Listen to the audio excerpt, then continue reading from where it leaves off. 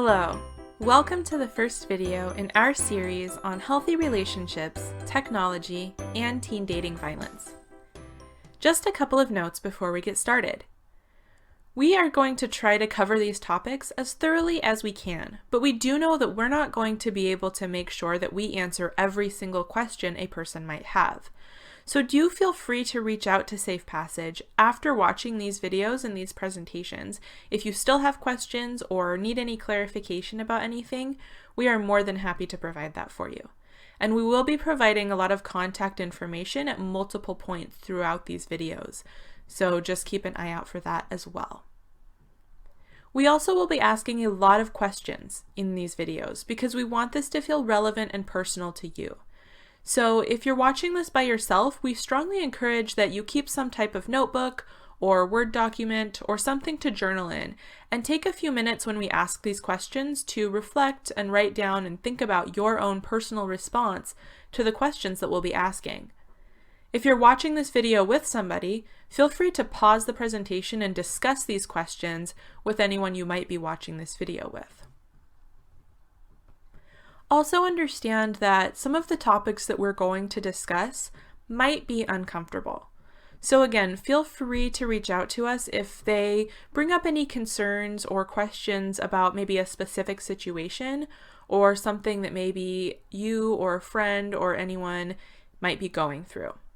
And it's okay to pass. If you need to pause the presentation or pause the video and take a break and come back later, or do whatever you need to do, that is completely fine, because we do understand that these can be difficult conversations for a lot of people.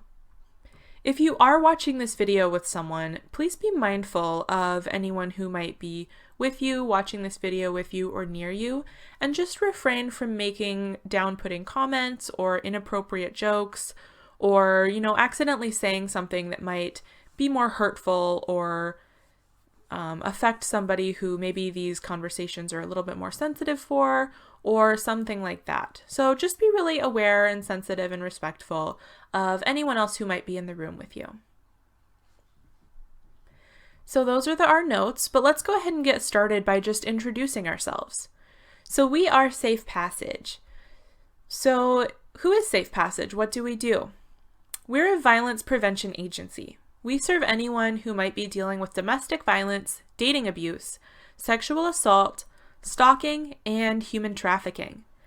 We work with people who might be directly experiencing these things, as well as maybe people who might know or love someone dealing with these things.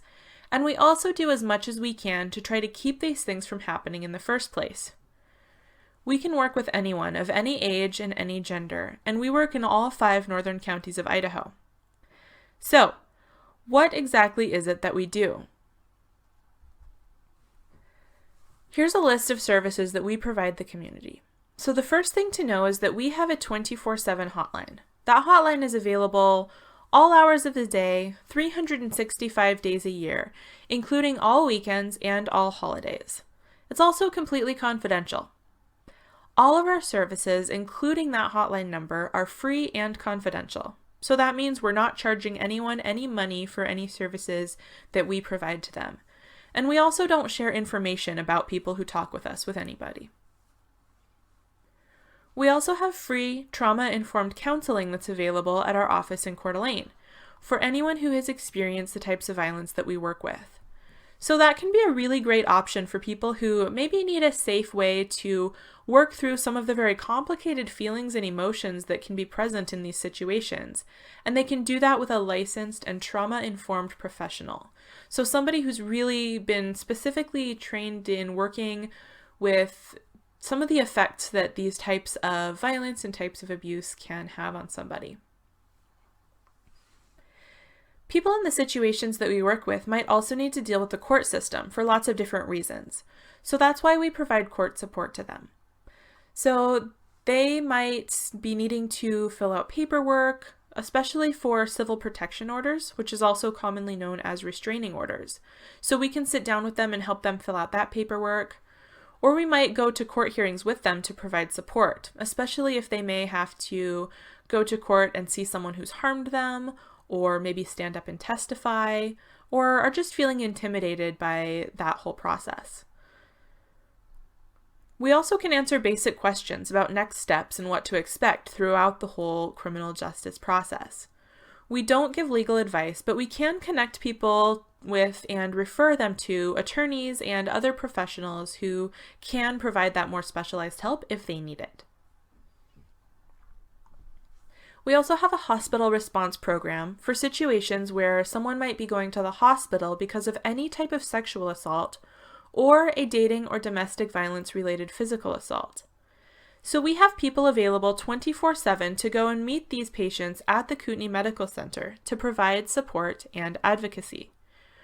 We can go over legal options with them and medical options and kind of talk about what to expect, helping them kind of process and make the decisions that are going to be the safest for them. So if they decide to make a police report, we can sit with them through that entire interview, and we can also be with them through medical procedures that they may choose to have done.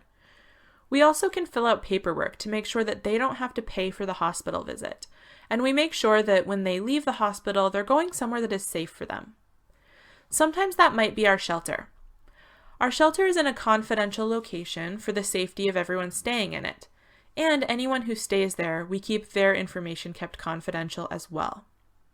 So this shelter is specifically for women age 18 or older who are in a dangerous situation, and they also can bring their children or pets with them if they have children or pets.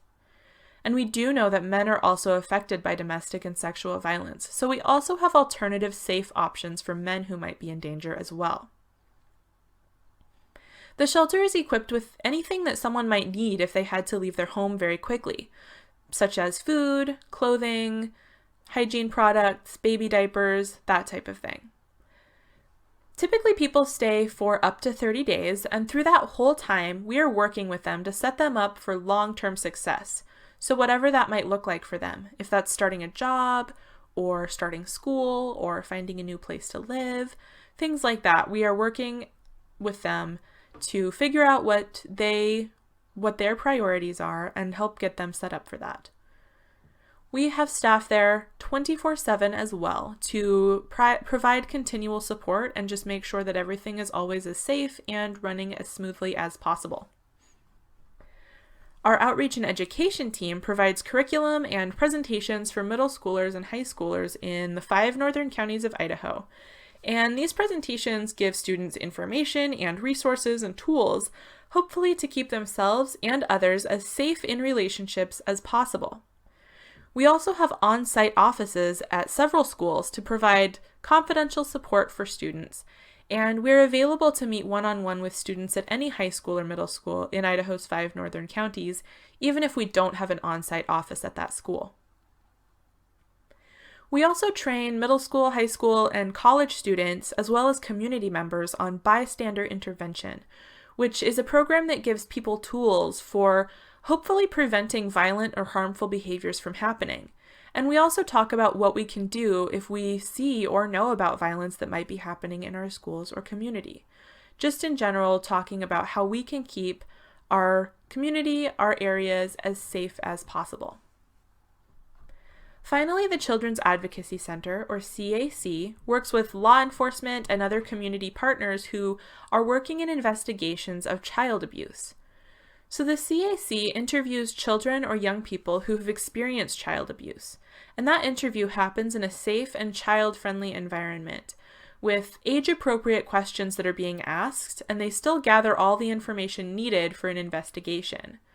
So these entire interviews are videotaped so that anyone who needs to see this information for the investigation, such as maybe law enforcement or detectives, can just watch the video rather than continuing to ask the child or young person questions, potentially in environments that may feel less safe or less helpful for the healing process. So that's a little bit of an introduction to us. If anybody does have questions about those services that they provide, feel free to reach out to us, but we're going to go ahead and stop here, and we're going to come back in our second video, and we're going to start talking about healthy relationships and qualities that we typically expect to see happening in healthy relationships.